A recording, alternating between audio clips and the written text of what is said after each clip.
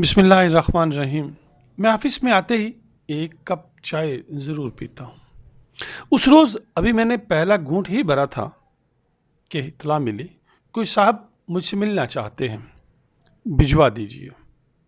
تھوڑی دیر بعد دروازہ کھلا اور شلوار قمیض پہنے، گریبان کے بٹن کھولے، گلے میں کافی سارا ٹیلکم پاؤڈر لگائے، ہاتھوں میں مختلف قسم کی مندریاں اور کانوں میں رنگ پہنے ہوئے ایک نیم کالے صاحب اندر داخل ہوئے، سلام لیا اور سامنے بیٹھ گئے۔ میں نے سوالیہ نظروں سے ان کی طرف دیکھا۔ وہ اطمینان سے بولے، میں بھی ایک میراثی ہوں۔ میں بوکھلا گیا، کیا مطلب؟ وہ تھوڑا قریب ہوئے اور بولے، مولا خوش رکھے، میں کافی دنوں سے آپ سے ملنا چاہ رہا تھا۔ سنا ہے آپ بھی میری طرح، میرا مطلب ہے آپ بھی لوگوں کو ہنساتے ہیں۔ میں نے جلدی سے کہا، ہاں لیکن میں میراثی نہیں ہوں۔ اچھی بات ہے، وہ اطمینان سے بولے، میں نے بھی کسی کو اپنی حقیقت کبھی نہیں بتائی۔ میرا خون کھول اٹھا۔ عجیب آدمی ہو تمہیں لگتا ہے میں جھوٹ بول رہا ہوں؟ یہ دیکھو میرا شناختی کارڈ، ہم آج کل قریشی ہیں۔ وہ کارڈ دیکھتے ہی چہکا، مولا خوش رکھے، وہی بات نکلی نا؟ میرا دل چاہا کہ اچھل کر اس کی گردن دبوچ لوں، لیکن کم وقت کا ڈیل ڈول اچھا تھا، اس لیے میں نے خود کو قابو میں رکھا اور آنے کا مقصد پوچھا۔ اس نے محتاط نظروں سے ادھر ادھر دیکھا، پھر ٹیبل پر آگے کو جھک کر بولا، مجھے نوکری چاہیے۔ میں پہلے چونکا، پھر غصے سے بھڑک اٹھا، یہ کوئی کمرشل تھیٹر کا دفتر نہیں ہے، تم نے کیسے سوچ لیا کہ یہاں مراثی بھرتی کیے جاتے ہیں؟ وہ کچھ دیر مجھے گھورتا رہا، اپنی مندری گھماتے ہوئے بولا، یہاں نہ صحیح کسی دوسرے دفتر میں ہی کام دلوا دیں۔ میں کوئی سخت جواب دینے ہی والا تھا کہ اچانک میرے ذہن میں ایک اچھوتا خیال آیا اور میں مسکرا اٹھ رہا۔ آفس بوائے سے اس کے لیے بھی چائے لانے کے لیے کہا اور خود اٹھ کر اس کے ساتھ والی کرسی پر آ کر بیٹھ گیا۔ اس کی آنکھوں میں الجھن سی اتر آئی۔ میں نے اس کے کندھے پر ہاتھ رکھا اور کہا، سنو، تمہیں بہت اچھی نوکری مل سکتی ہے اگر تم مجھے ہنسا کے دکھا دو۔ وہ میری طرف دیکھنے لگا۔ میں نے اس کی حالت کا مزہ اٹھاتے ہوئے اسے زور سے ہلایا، ہیلو، ہوش کرو، بتاؤ یہ چیلنج قبول ہے؟ اس نے کچھ دیر پھر مندری گھمائی اور نفی میں سر ہلا دیا۔ میں حیران رہ گیا، وہ میراثی ہونے کے باوجود مجھے جیسے اچھے خاصے معزز انسان سے ہار مان رہا تھا۔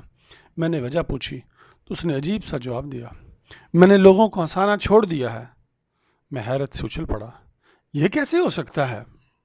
اس نے لمبا سانس لیا اور بیزاری سے بولا، لوگ اب ہنسنا چھوڑ چکے ہیں۔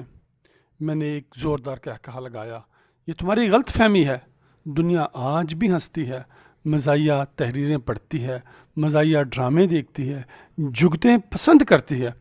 اس نے اپنی مندری نکال کر دوسری انگلی میں پہنی اور اپنی بڑی ہوئی شیف پر خارش کرتے ہوئے بولا، دنیا ہنستی نہیں، دوسروں کی ذلت پر خوش ہوتی ہے۔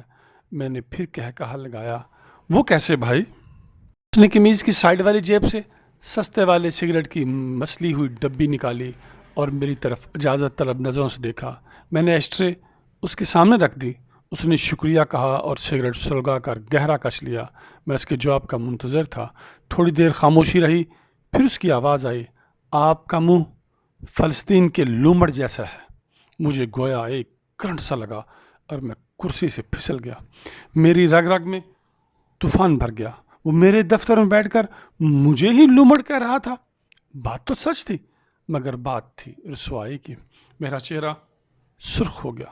اس سے پہلے کہ میں اس پر چائے کا گرم گرم کپ اڈیل دیتا، وہ جلدی سے بولا، آپ کا ایک جگری دوست شہزاد صغیر ہے نا؟ میں پوری قوت سے چلایا، ہاں ہے۔ پھر فوراً بولا، اس کی شکل بینکاک کے جمعدار جیسی ہے۔ میں نے بکھلا کر اس کا یہ جملہ سنا، کچھ دیر غور کیا اور پھر بے اختیاری میں میری ہنسی چھوٹ گئی۔ میں ہنس کے لوٹ پوٹ ہو گیا۔ 3-4 منٹ تک آفس میں میرے کہے گونجتے رہے۔ بڑی مشکل سے میں نے خود پر قابو پایا اور دانت نکالتے ہوئے کہا، شرم کرو، وہ میرا دوست ہے۔ میری بات سنتے ہی میراثی نے پوری سنجیدگی سے کہا، ایسی ہنسی آپ کو اپنے اوپر لگنے والی جگت پر کیوں نہیں آئی؟ میں یکدم چونک اٹھا، ساری بات میری سمجھ میں آ گئی تھی۔ ہمارے معاشرے میں واقعی وہ چیز زیادہ ہنسی کا باعث بنتی ہے جس میں کسی دوسرے کی ذلت کا سامان ہو۔ یہی وجہ ہے کہ اسٹیج ڈراموں اور عام زندگی میں جب ہم کسی دوسرے کو ذلیل ہوتے دیکھتے ہیں تو ہمارا دل و دماغ فریش ہو جاتا ہے۔ کوئی بندہ چلتے ہوئے گر جائے، کسی کی گاڑی خراب ہو جائے، کسی کے پیچھے کتا دوڑ لگا دے، کسی کی بس نکل جائے اور وہ آوازیں لگاتا رہ جائے تو ہماری ہنسی نہیں رکتی۔ یہی عمل اگر ہمارے ساتھ ہو اور دوسرے ہنسے تو ہم غصے سے بھر جاتے ہیں، گویا ہنسنے کے لیے کسی کا ذلیل ہونا لازمی امر قرار پا چکا ہے۔ یہی رویہ ہماری زندگی کے ہر پہلو میں در آیا ہے۔ ہمیں اپنے سکھ سے اتنی راحت نہیں ملتی جتنے کسی کے دکھ ہمیں سکون دیتے ہیں۔ یہاں جو انسان اچھی نوکری پر ہے وہ بڑی طمانینت سے مسکراتے ہوئے بے روزگار کو اٹھتے بیٹھتے اپنی کامیابیوں اور اس کی ناکامیوں کی وجوہات بتاتا ہے، چاہے بے روزگار اس سے 100 گنا زیادہ صلاحیتوں کا مالک ہی کیوں نہ ہو۔ ہم وہ قوم بن چکے ہیں جو کسی بھوکے کو دیکھتے ہی اپنے لیے کھانا منگوا لیتی ہے۔ ہم اپنی فیملی کے ساتھ گاڑی میں اے سی آن کر کے جا رہے ہوں تو ہمیں سڑک پر اپنی بیوی بچوں کا بوجھ اٹھائے سائیکل پر جاتا ہوا غریب آدمی بہت لطف دیتا ہے۔ ہمارے سامنے کسی کمزور کو مار پڑ رہی ہو ہم بڑی دلچسپی سے اسے دیکھتے ہوئے مسکرانے لگتے ہیں۔ ہم اپنی کامیابیوں کو اپنا حق سمجھ کر انجوائے کرتے ہیں اور ناکام انسانوں کو محنت کرنے کے مشورے دیتے ہیں۔ جس کے پاس اپنا گھر ہے وہ کرائے کے گھر میں رہنے والے کی بے بسی کا مزہ لیتے ہوئے اٹھتے بیٹھتے اسے یہی نصیحت کرتا ہے، کچھ اپنا گھر بنانے کا بھی سوچو۔ حالانکہ جو انسان کرائے پہ رہتا ہو اس سے زیادہ اپنے گھر بنانے کی خواہش بھلا کون کر سکتا ہے؟ کبھی غور کیجئے گا، کسی کی گاڑی یا موٹر سائیکل نہر میں جا گرے تو نکالنے والے کم اور انجوائے کرنے والے زیادہ جمع ہو جاتے ہیں۔ لیکن کبھی ایسا بھی ہوتا ہے کہ اذیت میں ہم ہوتے ہیں اور مسکرانے کے لیے پورا زمانہ۔ ہم میں سے ہر شخص کی مجبوریاں اور ذلتیں دوسروں کو ہنسانے کی بھرپور صلاحیت رکھتی ہیں۔